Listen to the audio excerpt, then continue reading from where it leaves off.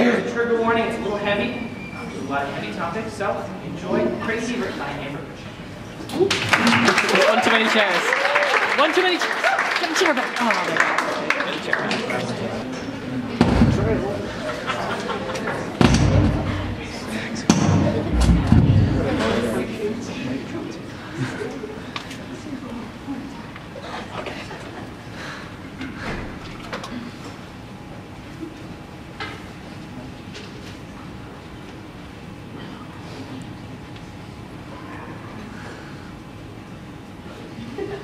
Welcome.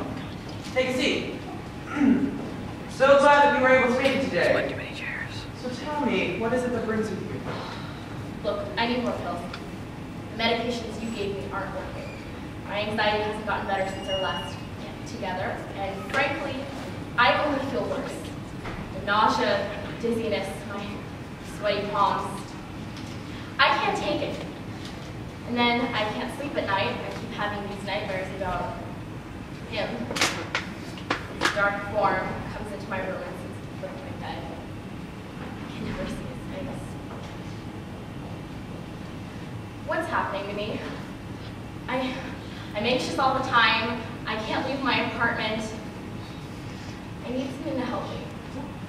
I need more medication. Please. Why did you believe these feelings began? I don't remember exactly. I just woke up one morning and she was gone. It was frightening.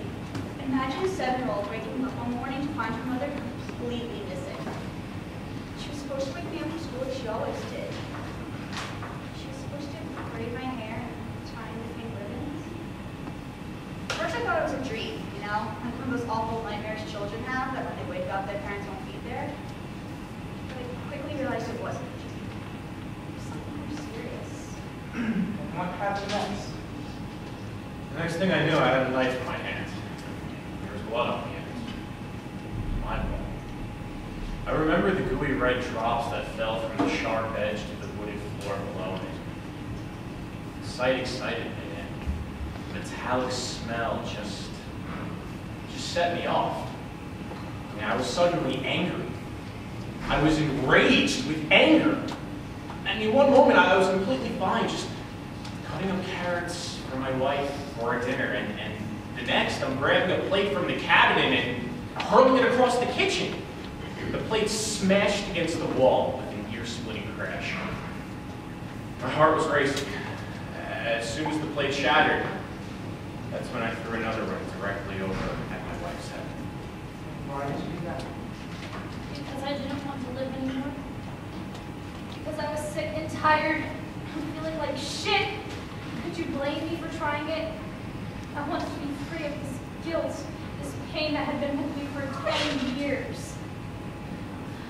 I had nothing, nobody to live for. It started with me just using my nails. I would have to wash my hands so that the blood wouldn't dry underneath them. But that didn't hurt enough. So I upgraded to a pocket knife. Pain. I couldn't deal with it. She was a part of me. And when she died, I thought I would die too. Why did you think you would die? Because they told me so. They told me he was going to hurt me. They've been with me my entire life, and they had no reason to lie. And I knew they were telling the truth because he didn't want to look at me. He hardly ever looked at me. But when he did, he had evil in his eyes. Whenever he was around me, they told me, he's going to get you. He's going to kill you. And I knew they were serious. And were they serious? They were the most serious attacks I'd ever had. I mean, ever since I was younger, I had panic attacks, but these felt so different. Like, the closing of my throat was like I would never be able to swallow air again. I actually couldn't breathe. It all started when I tried to go to the grocery store. I was fine on the way over, but when I went in, there were so many people. I couldn't take it. My sister was with me when it happened, and she actually wanted to rush me to the hospital, and I was like, no, it's okay, I'm fine. But thank God she was there. The tightening of my chest, the feeling of my life just slipping away. It was horrible. So, you go to the hospital? I'll never forget the geyser that erupted from her skull. I mean, her blood was splattered everywhere on the wooden floors, on the white cabinets. As soon as I threw the plate, I regretted it. Christ, did I regret it? I ran over to her, but it was too late. She was unconscious. I tried to pick the porcelain from her brow as I dialed 911, but when the operator had asked me what had happened, I froze. I mean, what should I say? Yeah, I just threw a plate at my wife's head. No! I couldn't. Face what you did. It's part of the reason why you're here. So take me back to what led up to that. It had been happening for a while. Ever since I was little, I had these fantasies about it. I would play pretend, but the children would call me weird, and they would stop playing with me. But it was okay. I had my guardians. They were my best friends. They showed me strange new things. That's when I began to draw. My mother would be upset when I showed her my work. I just wanted my drawings on the fridge next to my brother's. She said that the images were scary and inappropriate. I tried to tell her that they were only things that my guardians told me about, but she didn't understand. No one ever did. Then, after a while, I didn't like my guardians anymore. And when did that realization hit you? After 5 hours, I knew it wasn't a dream. After 10 hours, I realized how serious it was. I was left home alone for 12 hours when my dad drove around in a panic trying to find her. I remember his fear in his eyes when I left the house. And my ears still rang like the slamming of the front door and his rush to begin the search. Dad always kept an eye out after that. Everywhere we went, he would look for the most ordinary places. One day when I was 13, we stopped at a gas station. I stayed in the car while my dad went to the store to get the attendant. When he came out, he had the face of someone who had seen a ghost. I had never seen him like that, so I asked him, "Dad, what happened? Are you okay?" For a while, he was unable to speak. Finally, he told me, "I just saw your mother. She didn't know who I was." I started to cry. You're very sad. Of course. She was my best friend. She was my twin sister. How could I not mourn after her death? We were both playing in the street that day. We were both naive. Yet she was the one who chased after the big ball, and she was the one who was hit by a car. How could I not God why he questioned, why he took her instead of me? Why wasn't it me? And the way her body just lay there like another piece of roadkill. After that, she pressed charges on me. Of course, I don't blame her. She was in the hospital for 3 days and had to get a ton of stitches. I'd attacked her before, but I never heard of that bad.